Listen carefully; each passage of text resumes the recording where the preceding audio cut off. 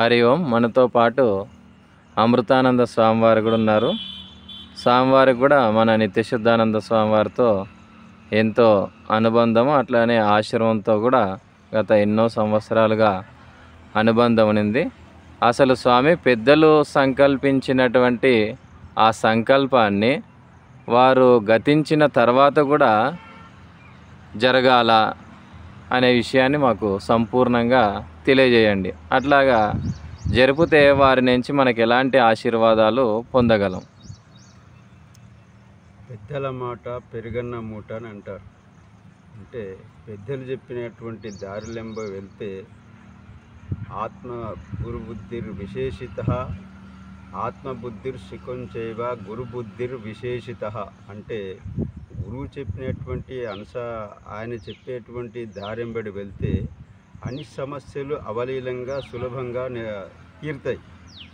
కాబట్టి పెద్దల మార్గం ఎటువంటిదంటే రాజమార్గం అన్నట్టు. కాబట్టి అన్ని సమస్యలకు పరిష్కారం గురువుతానే దొరుకుతుంది. నేను వీరుణ్ణి, సూర్యుణ్ణి, ఇంద్రుణ్ణి, చంద్రుని అనుకుంటే అది అహంకారం కిందికి వస్తుంది, మేకపోతే అహంకారం కిందికి వస్తుంది. కాబట్టి గురువుల మాట ప్రతి ఒక్కటి కూడా మన సమస్యలు తీర్చి పరిష్కరించేటువంటిది ఉంటుంది. కాబట్టి మరి మీకు ఎన్ని సంవత్సరాలుగా ఆశ్రమంతో అనుబంధం ఉంది? అట్లనే మీకు స్వామివారికి ఉన్న పరిచయం ఏంటి? నేను 2005లో ఇక్కడికి వచ్చాను. అయితే అంతకన్నా ముందు రిషికేశ్ నుంచి షాద్నగర్ ఆశ్రమం వచ్చాను. షాద్నగర్ ఆశ్రమం నుంచి నేను రిషికేశ్ వెళ్ళాను. రిషికేశ్లో ఉండి అప్పుడప్పుడు వస్తూ పోతూ రిషికేశ్ నుంచి షాద్నగర్ ఆశ్రమానికి వస్తూ పోతూ ఉండేది. తర్వాత ఈ గంగాపుర ఆశ్రమానికి కూడా ఒకసారి వచ్చాను. మీనామరం వచ్చి మీనామరం నుంచి ఇడికి వచ్చాను. వస్తే ఇక మనం ఎన్నో రకాలైనటువంటి శబ్దాలు కానీ వాక్యాలు కానీ ఉన్నాయి. మరి మన హిందూ ధర్మం లోపల గురువు అనేటువంటి శబ్దానికే ఇంత గొప్పనైనటువంటి ప్రాధాన్యం ఇస్తుంది ఎందుకు? అంటే గురువులోనే సర్వం ఉంటుంది. అంటే అది పెద్దది. ఇప్పుడు బ్రహ్మదేవుడు సృష్టి ప్రారంభం చేసినప్పటి నుంచి కూడా ఈ సృష్టిని ఎవరు ప్రారంభం చేసినంటే బ్రహ్మదేవుడు. ఆ వంశ పరంపర నుంచి విద్యనే ఆ బ్రహ్మదేవుడి నుంచి ప్రారంభమైందంటే సేపు ఉంటుంది. అదే బ్రహ్మ విద్య అని అంటారు. ఆ బ్రహ్మ విద్యని తెలుసుకుంటే సంసారాన్ని అవలీలంగా దాటుతాడు. పెద్దలు సంకల్పించినటువంటి ఆ సంకల్పాన్ని మనం నెరవేరిస్తే మనకి ఏ విధమైనటువంటి ఫలితం దక్కేటువంటి అవకాశం ఉంటుంది? మనసు యొక్క అలజడంతా ఆగిపోతుంది. ఈ మనసు ఒకదానం ఉండదు, ప్రశాంతంగా ఉండదు. ఎప్పుడు ఇది కావాలి అది కావాలి, ఉదయం లేచినప్పటి నుంచి రాత్రి పడుకునేంత వరకు ప్రశాంతంగా ఉండనియదు. ఎప్పుడు ఏదోటి ఎంత అనుభవించినా కానీ ఆశ తీరదు. అది ఇది కావాలి అది కావాలంటది. ఆ గురువు చెప్పినట్టు వింటే ఇదంతా మనసు ఆడించే ఆటనే, ఇది నీది కాదు, ఇది తమో గుణం రజోగుణం ఆడించే ఆట, ఇది వీటికి నువ్వు సాక్షిగా ఉన్నావు, ఇది నీవేది కాదు, నీ నిజస్వరూపం ఏంటంటే ఆనంద స్వరూపము.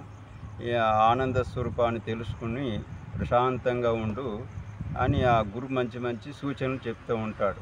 ఏటి ఆనందం బయట లేదు, నీ లోపలనే ఉంది, ఈ ప్రపంచమంతా నాటకం, ఇదంతా ఉంటుంది, ఇలా సారం ఏమి లేదు, నువ్వు తెలుసుకుంటేనే సారం ఉంటుంది. నువ్వు మాట్లాడే ప్రతి మాట కూడా రసవత్తరంగా ఉండాలంటే నిన్ను తెలుసుకొని మాట్లాడాలి. నిత్యశుద్ధానంద స్వామి యొక్క శిష్యులు ఎంతోమంది ఉన్నారు కదా, వారి శిష్యులలో వారి యొక్క సంకల్పాన్ని ముందుకు తీసుకుపోయేది, వారి యొక్క దారిలో నడిచేటువంటి వాటి వాళ్ళు మీరు ఇన్ని సంవత్సరాలుగా ఆశ్రమంలో చూస్తున్నారు కదా, అట్లా మీకు ఎవరైనా ఆ తాపత్రయం ఎవరిలోనన్నా వారి శిష్యులలో కనిపించిందా మీకు? ఎవరు అనుసరిస్తే వాళ్ళకి ఆ ప్రాబ్లం పోతుంది. అనుసరించిన వాళ్ళకి అందరికీ కూడా మేలు జరుగుతూనే ఉంటుంది. అట్లా ఎన్నో సంస్థలు ఇప్పుడు మహబూబ్నగర్లో స్వామి తయారు చేసిన ఒక సంస్థని తయారు చేసిండు. మహబూబ్నగర్లో కానీ, తాండూరులో కానీ, దేవరకొండలో కానీ, నకరేకల్లో కానీ వాళ్ళ భక్త బృందాన్ని తయారు చేసి దేవాలయాలు కట్టించి ట్రస్ట్ తయారు చేసిండు.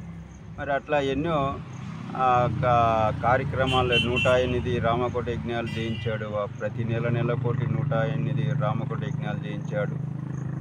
ఎక్కడెక్కడైతే యజ్ఞాలు చేయించాడో ఆ భక్తులందరినీ సేకరించి ఇక మంచి మంచి ముఖ్యమైనటువంటి పట్టణాలలో వాళ్ళ దేవాలయాలు తయారు చేసి ఆగస్టు 3న ఈ హనుమాన్ చాలీస కార్యక్రమం విశేషంగా జరుగుతుంది.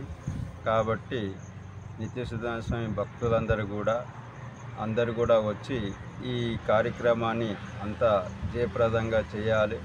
ఆ ఆంజనేయ స్వామి, రాముల వారి, నిత్య సుధాంశ స్వామి అనుగ్రహాన్ని పొందాలని కోరుకుంటూ హరి ఓం తస్సత్.